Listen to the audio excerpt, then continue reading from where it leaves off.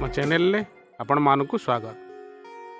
ଆମେ ଆଜି ଆସିଛେ ଅମେଝରି ମଠ। ଏ ଯେଉଁ ମଠରେ ଆପଣ ଯେଉଁ ମନ୍ଦିରଟି ଦେଖୁଛନ୍ତି, ମନ୍ଦିରଟି ବନା ଚାଲିଛି। ବିଶେଷ କାରଣବଶତଃ ଏ ଅସମ୍ପୂର୍ଣ୍ଣ ଅବସ୍ଥାରେ ଅଛି।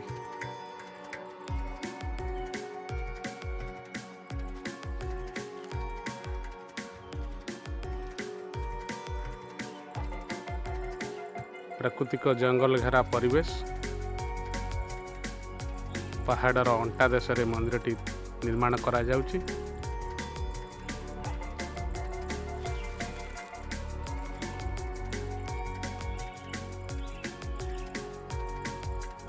ଏଠି ଗୋଟେ ସମ୍ପୂର୍ଣ୍ଣ ଘରଟି ବନା ସରିଛି, କିନ୍ତୁ ଭିତର ତାର ମେଜିଆ ବି କରାଯାଇ ନାହିଁ।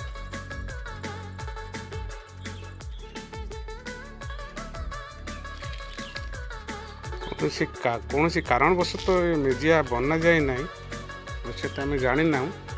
କିନ୍ତୁ ଘରଟି କଲର୍ ହେଇଯାଇଛି, କିନ୍ତୁ ଏହାର ଭିତରର ମେଜିଆ ଅସମ୍ପୂର୍ଣ୍ଣ ରହିଯାଇଛି। କିନ୍ତୁ କି ସୁନ୍ଦର ମନ୍ଦିରଟି ବନା ହେଉଛି। ମନ୍ଦିରର ମୁଖ୍ୟାଳୀ ବନା ସରିଛି, କିନ୍ତୁ ମୁଖ୍ୟ ମନ୍ଦିର ସେ ଅସମ୍ପୂର୍ଣ୍ଣ ଅବସ୍ଥାରେ ଅଛି।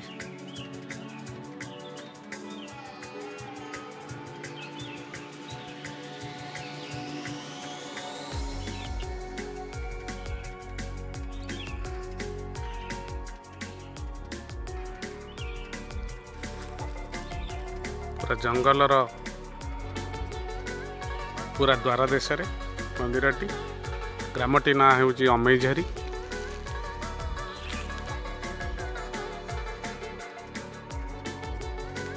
ଇଟା ଗୁଡ଼ିକ ପ୍ରାୟ ବହୁତ ବର୍ଷ ହେଲା ଏଠି ରଖାଯାଇଛି ମନ୍ଦିର ନିର୍ମାଣ ପାଇଁ।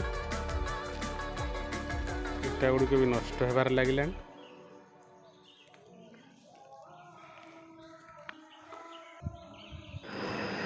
ଛତିଆ ଠାରୁ 10 କିଲୋମିଟର ରାସ୍ତା ଅତିକ୍ରମ କଲା ପରେ ଅମେଝରି ଗ୍ରାମ ପଡ଼ିବ।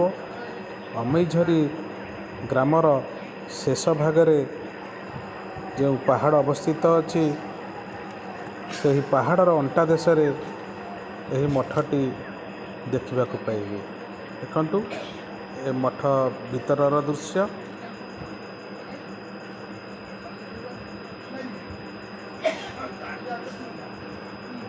ଡାହାଣ ପଟରେ ବାବାଙ୍କର ରହିବା ଘର, ବାମ ପଟରେ ପ୍ରଭୁ ଜଗନ୍ନାଥଙ୍କର ବିଜେସ୍ଥଳୀ।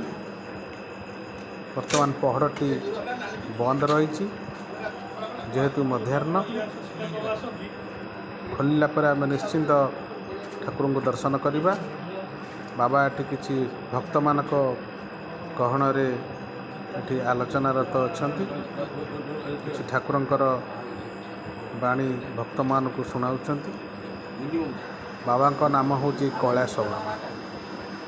ଏହି ବାବା ବହୁତ ଚେରମୂଳି ଔଷଧ ମଧ୍ୟ ଦିଅନ୍ତି, ଲୋକମାନଙ୍କର ରୋଗ ଆରୋଗ୍ୟ କରନ୍ତି।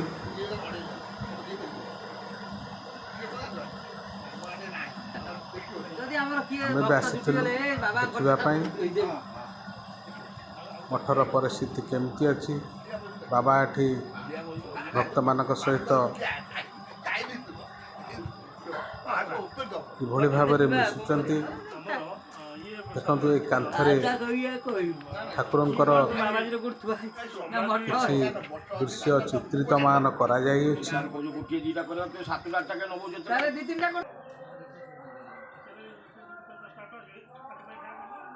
ପ୍ରଭୁ ବଜରଙ୍ଗବାଲୀଙ୍କର ମନ୍ଦିରଟିଏ ବି ନିର୍ମାଣ କରାହେଇଛି।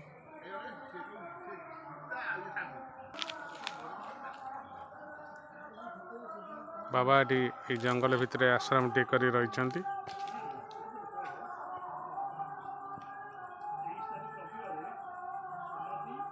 ଏଠାରେ ଚାରା ବି ବନେଇଛନ୍ତି, ଓଉ ଗଛର ଚାରା।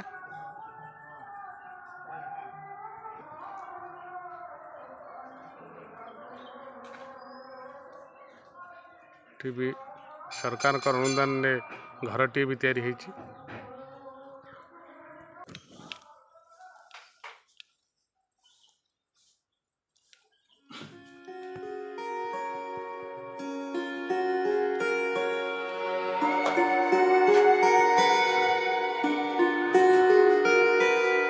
जदि